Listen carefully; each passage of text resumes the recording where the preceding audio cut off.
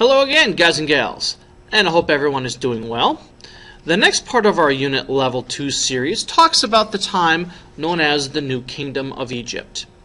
The New Kingdom took place between 550 and 1069 BCE. This lecture will focus on those key pharaohs that made Egypt fun, interesting, and memorable. This lecture will focus on those key pharaohs that have had scandals, had to deal with wars and affairs, and even some interesting stories that made Egypt itself oh so interesting. So let's get to it. Remember though, that you need to make sure that you get rid of the phones, the music, the Xbox, all those things that can distract you. Just get rid of them for a few minutes, would you? Trust me, it's for your sake. Finally, make sure that you have your Unit 2 Lecture 2 worksheet out and ready to go. Now finally, let's get to it.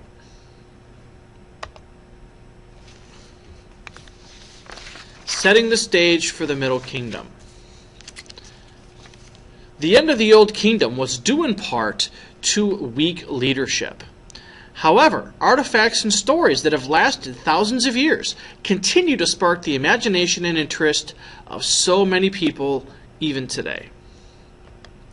It was the fall of the Old Kingdom that would bring about what historians call the Middle Kingdom, which lasted between 1055 BCE and 1650 BCE, so only about 95 years. 495 years. The Middle Kingdom would not be as powerful as the Old Kingdom. However, it would be defined by when it was invaded by the Hyksos in 650 BCE.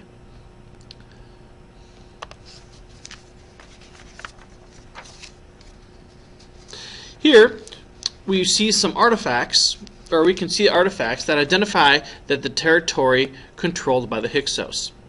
On the map, we see in the lighter green area that the Hyksos, at its peak, controlled the land from present-day Lebanon into present-day Israel, down and into northern Egypt.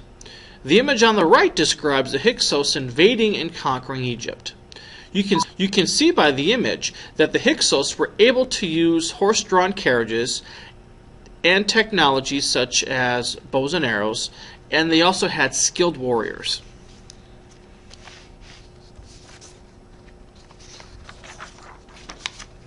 Because of the poor leadership, during the later years of the Old Kingdom, a group of invaders known as the Hyksos invaded and took over Egypt around 640 BCE. The successful military advances of the Asiatic nomads would start the period of time known as Egypt's Middle Kingdom. They did not rule a large territory of Egypt's land, but they did, however, have control of the major northern cities, such as present-day Cairo. The Hyksos would rule the Egyptian territories from about 640 through 570 BCE. To be more centralized in the empire, the Hyksos made their capital city the city of Memphis, while also making it their summer home, this residence in the city of Avaris. People were not happy about being ruled by foreigners, and it wasn't until Prince Thutmose that any real attempt occurred to try and kick out the Hyksos. Thutmose raised up a small army and fought the forces until his ultimate death in battle. It would be his brother, Prince Thutmose, that would rise up and defeat the Hyksos 10 years later in 1570 BCE. The brother's name was Thutmose. In the end, Egypt once again was ruled by Egyptians. Yay!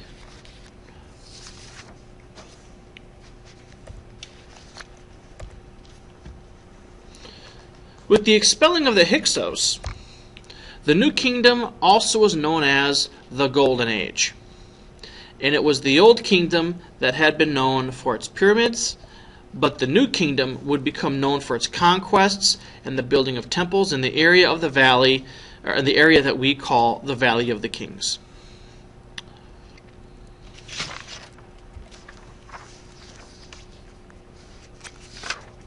And here we see that exact valley, the Valley of the Kings. It's a long zigzag valley that would become the burial ground for the big kings and pharaohs of Egypt.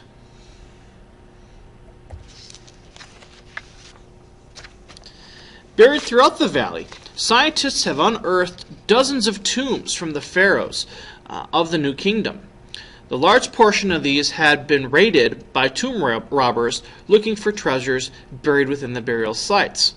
Since the Egyptians believed in an afterlife, they would load the tombs up with gold figurines and other artifacts that the pharaohs would need in their afterlife. But by the time archaeologists made it to many of these sites, they had been pillaged by robbers.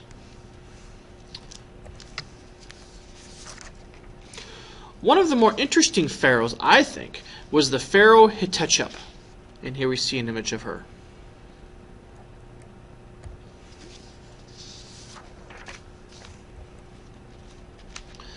Hatshepsut is certainly a pharaoh with an interesting story. Hatshepsut was not supposed to be pharaoh, but her stepson was. Because her stepson was too young to rule as pharaoh, she declared herself pharaoh around 472 BCE. One of the things that Hatshepsut did differently when compared to her other pharaohs before her was that she encouraged trade instead of war within those other regions around her. This promoted peace for everyone and certainly prevented the deaths of many Egyptians and many Egyptian soldiers, while also increasing the economy of Egypt. During her time as pharaoh, Egypt was most definitely prosperous because of all the trade going on. But in order to receive the respect from those in her kingdom, she had to dress herself up to look like a male in order to gain their support. Many pharaohs had prepared, similar to her, had prepared elaborate tombs in the Valley of the Kings. Hers was at the area known as Deir el-Bahri. Later on, after many years, her stepson would become aware of his stepmother's dishonesty, and she was kind of forced out of leadership. And for some reason, she disappeared. We don't know what happened to her. But it was her stepson, whose name was Thutmose III, who would take over power from her. Interesting fact is that it was amazing that we even know about Hatshepsut at all, because when Thutmose III took over, he tried to erase any evidence of her existence. That being most likely because she wasn't supposed to be pharaoh, and two, he probably was a little ticked off that he didn't have the kingship or the pharaohship, and she did. One thing that Hatshepsut also did during her reign was she built a large number of obelisks, which are these tall, spiky-looking things. Here they were created with one large piece of stone that was carved out of the ground or carved out of a cliff and raised up with ropes and harnesses. You can see a log of the types. You can see a log of these types of monuments, or a lot of these types of monuments, spread throughout the historical ruins within Egypt.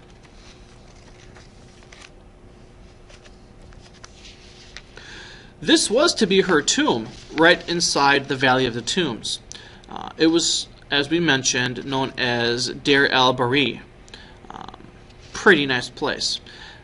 I'm assuming a lot of you wouldn't mind living in a place like this at its peak time.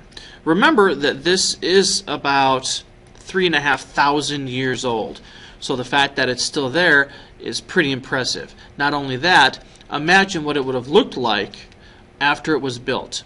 A lot of these flat areas would have had gardens in them and trees, things along that nature. So it was really, really a neat place that was built for her as a burial ground. It looks more like a mansion for her to live in. But again, they believed in an afterlife, so they would want a mansion.